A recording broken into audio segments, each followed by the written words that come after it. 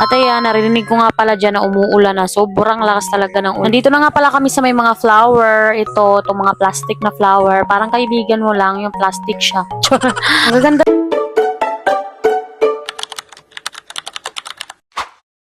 Vlogs nga to, nung mga nakarang araw, eto, nakasuot na nga pala ako ng helmet, pati yung BFF kumari ko, ayan, nakasuot na din siya ng helmet, at kami ay magmumotor. Dahil yun na nga, sasamahan ko nga pala siya nito, pupunta nga pala kami dalawa sa may Manggahan Center, nagpasama siya sa akin, kaya ako naman gala, tara, let's go, Mars, char.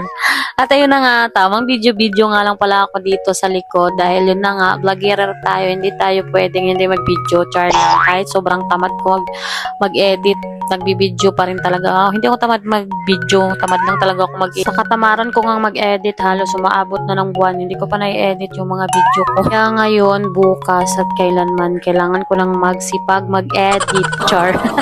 Balik tayo dito sa video, eto, pumunta nga lang pala kami doon saglit sa my comfort room, nagtingin-tingin nga lang pala siya doon ng mga upuan. Pagkatapos namin doon, dito naman kami sa may mga damitan, tumingin nga din pala siya doon ng mga damit at binilan niya si kuya.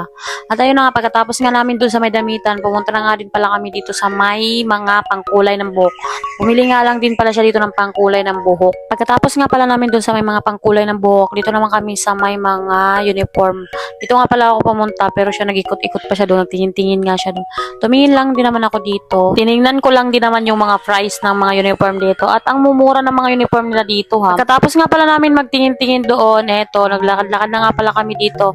Nagtitingin-tingin nga lang pala siya dito kung may mabibili nga siya. Dahil ako nga, tamang tingin-tingin, tamang vlog-vlog nga lang yung ginawa ko dito. Maganda nga pala mamili dito dahil malawak siya at maluwag yung space at saka madami ka ding mabibili dito. Pera na nga lang talaga yung kulang pag pupunta ka dito. Char. At ayun, napadpad nga pala kami dito sa may mga baso, mga tasa. At ayun, ang gaganda ng mga tasa dito. Tingnan nyo mga lods, ang ganda ng pagkasalansa ng ano nila, ng mga tasa nila. At saka grabe, napakaluwag talaga dito mamili. Dito nga pala sa gilid ay mga baso. At ayan, syempre, hinahanap namin dyan yung shot glass. Hindi mo wala talaga yung shot glass dahil alak is life, char. Huwag kayong maingay dahil magagalit. At ayan, nandito na nga pala kami sa my wall decor. Tamang tingin-tingin nga lang pala ako dito. Tinitingnan ko nga pala yung mga price niyan dito. At ayan, tingnan nyo naman, ang daming mga wall decor dito. May mga flowers, iba-iba. Yan, tamang lakad-lakad nga lang din pala siya. Tamang tingin-tingin nga lang din pala siya doon. Ayan. Ewan ko kung anong tinitingnan niya dyan. Parang kortina ata yung tinitingnan niya doon. At ayan, narinig ko nga pala dyan na umuulan na. Sobrang lakas talaga ng ulan. Nandito na nga pala kami sa may mga flower. Itong mga plastic na flower. Parang kaibigan mo lang yung plastic siya. Ang gaganda ng mga flower dito. Ayan o. Gaganda no. At ayan, nag-iikot-ikot pa nga siya dyan. Tingnan nyo tong parang mangga na plastic.